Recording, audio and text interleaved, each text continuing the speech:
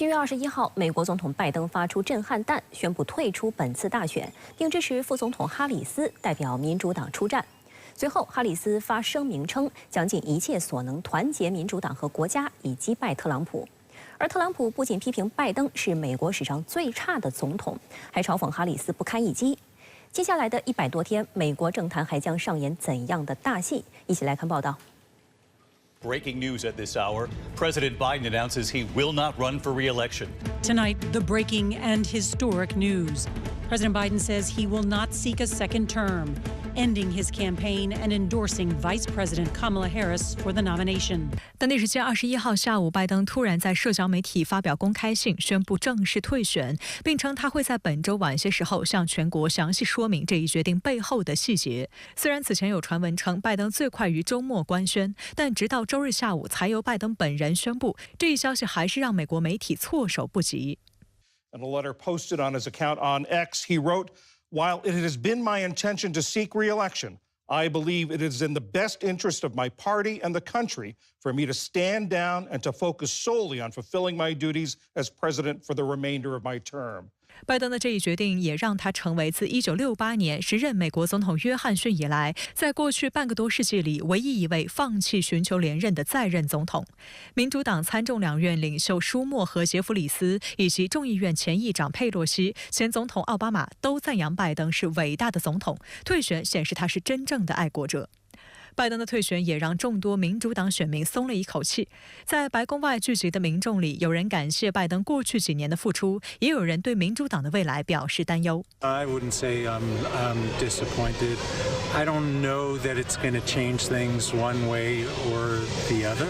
自美国民众见证上月的2024总统选举首场电视辩论中，拜登的史诗级灾难表现后，他日益遭到民主党党内巨大的劝退压力。 再加上特朗普历经枪击，以及拜登再次新冠确诊，都让他的竞选之路雪上加霜。日前出刊的《欧洲人》杂志的封面报道题为“子弹射中特朗普，但杀死的却是拜登”，就是对7月13号特朗普遭遇枪击案但有惊无险的辛辣评论。美国媒体曝光的更多细节显示，拜登虽然起初一直很抗拒退选，反而是表现出相当的坚定态度，但最后决定退选似乎也是非常果断。 据报道，拜登20号晚仍对多名副手表示将坚定不会退选，但21号下午因感染新冠病毒，在特拉华州度假屋里养病的拜登突然对外发表公开信，宣布退出大选。不少拜登的核心幕僚也都是透过社交平台才知道拜登退选的消息，十分震惊。还有报道渲染称，消息传到白宫后，不少职员都哭泣起来。 对此，有分析指出，击败拜登的并非其竞争对手特朗普，而是民主党党内的逼宫与分裂。民调显示，拜登的表现其实没有那么糟糕，他依然具有和特朗普一战的能力。但民主党内的墙倒众人推的景象让拜登有些伤心，但更多的是愤怒。最重要的原因还是民主党的这个内斗或者内讧我想是一个多重压力导致他做出退选这样的决定。但是可以确定的一点是，退选肯定不是出于他的本意。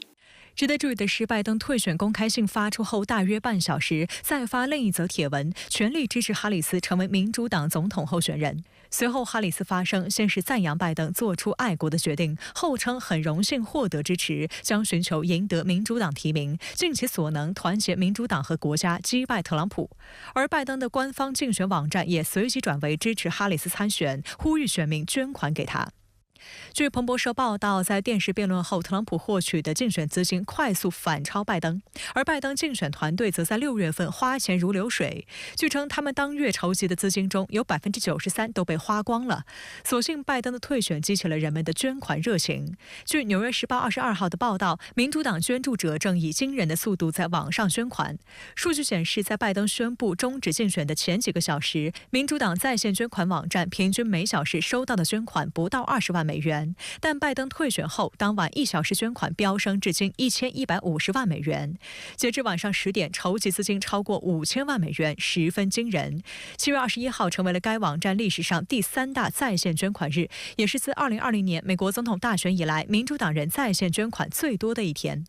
根据美国的选举制度规定，作为副总统的哈里斯在拜登退出后将继承他的竞选资金，而假如民主党换人，则这笔资金只能充公。美国财富杂志报道称，截至6月底，拜登团队已筹集资金高达约2.7亿美元。因此，单从竞选资金的角度考虑，也决定了难有其他民主党人向哈里斯发起挑战。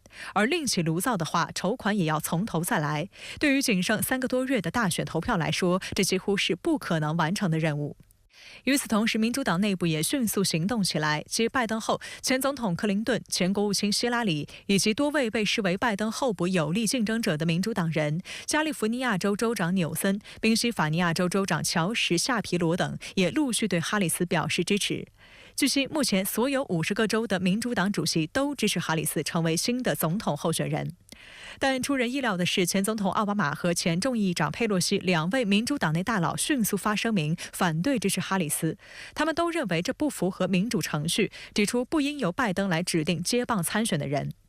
根据民主党的选举规则，需要通过线上投票或公开大会的方式，尽快确定党内候选人，并在8月19号开始的全国代表大会上获得正式提名，以赶上11月5号的总统选举。这意味着哈里斯仍需获得绝大多数民主党代表的支持，且必须超过所有其他候选人。哈里斯的这个概率相对来讲最大的，因为按照美国的这个宪法也好，历史传统也好，那么副总统呢，他都是第一顺位人啊。那么历史上也有先例，但是我们不能完全的确认，因为现在民主党这样一个内乱的状态，谁也无法预计会不会出现其他的状况。59岁的哈里斯来自移民家庭，父亲是牙买加裔经济学教授，母亲则是印度裔研究癌症方面的专家。他出生于加州奥克兰。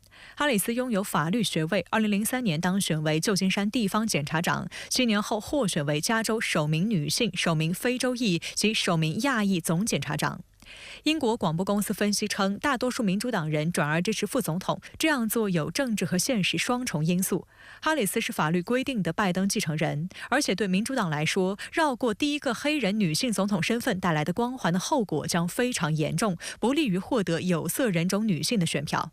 实际上，哈里斯被认为十分圆滑，在竞选代表他的家乡加州的参议员席位时，为了讨好华人社群，他甚至给自己取了一个中文名字贺锦丽。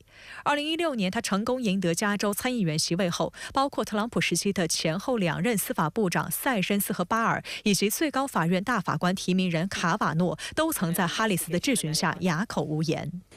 I wouldn't. Yes or no? Could you repeat that? 2019年，拜登选择哈里斯为竞选搭档，并罕见在选举中与其深度绑定。时至今日，拜登的选举网站域名中仍有哈里斯的名字。外界认为，拜登强势给哈里斯赋能，为的也是栽培哈里斯这颗政坛新星。哈里斯也一直是拜登的坚定支持者，甚至有人认为他为了衬托拜登的光芒而一直避免出风头。近日，拜登深陷退选困境，哈里斯多次表态称有信心再次获胜。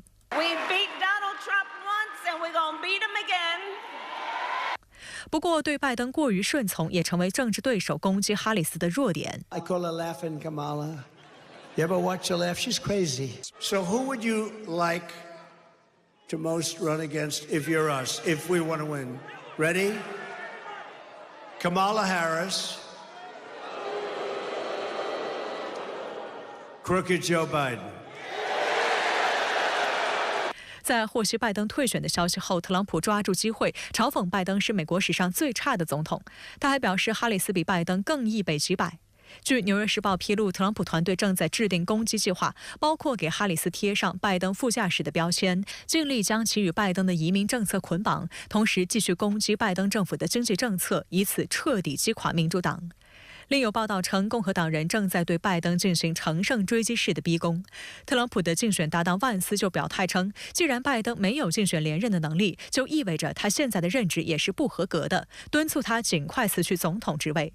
而美国共和党全国委员会主席理查德·哈德森则表示，民主党人知道拜登丧失了行为能力，却向美国人民撒谎以掩盖这一事实。他还说，如果拜登精神上不适合竞选，那么他就不应该掌握核密码。